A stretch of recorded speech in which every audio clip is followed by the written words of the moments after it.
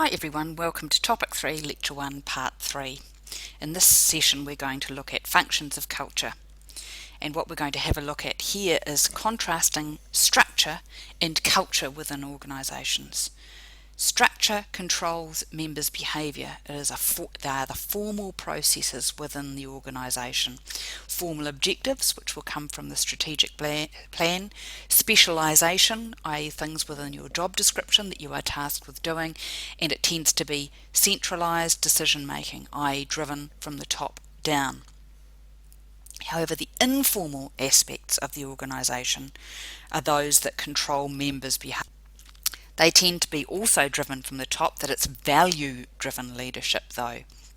And the values are those that are espoused, i.e. what actually is said versus what actually happens. So espoused values are those that are spoken about, enacted values are those that actually happen.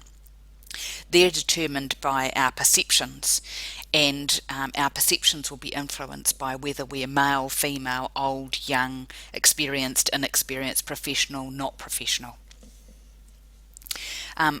Think about the conversations we have, the dress we have, the colours we use, the furniture we have, how the office is laid out, whether we have dividers, whether we have cubicles, whether we have separate rooms, whether there is a focus on inclusivity within the organisation, or whether there's a focus on status. Then the norms of behaviour that we have and the roles that we fill.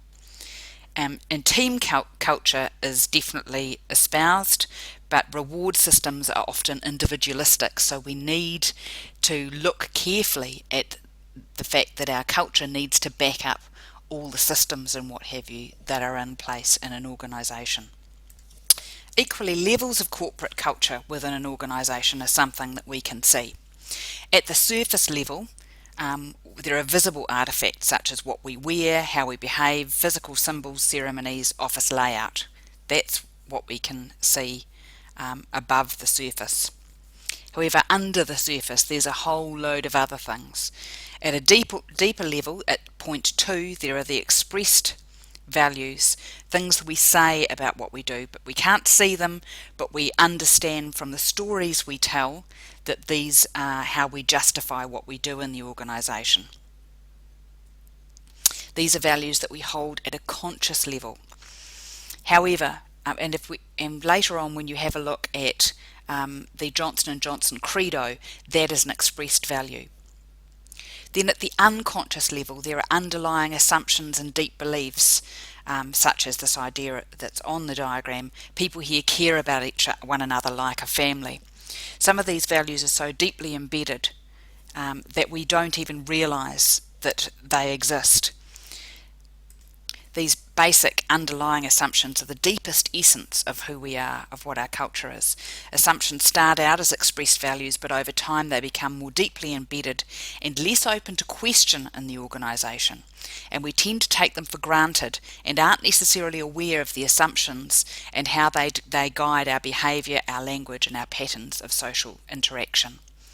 Things like playing golf as a means of socialising when not many people play golf, things like that.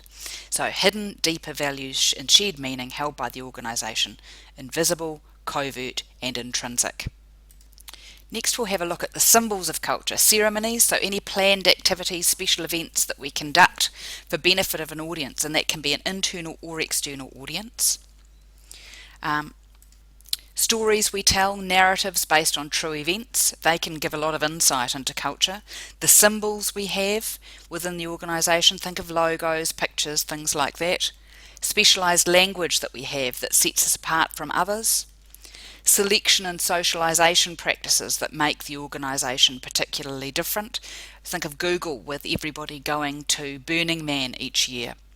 And daily actions, how the leader's behaviour is shown each day in every way in the organisation.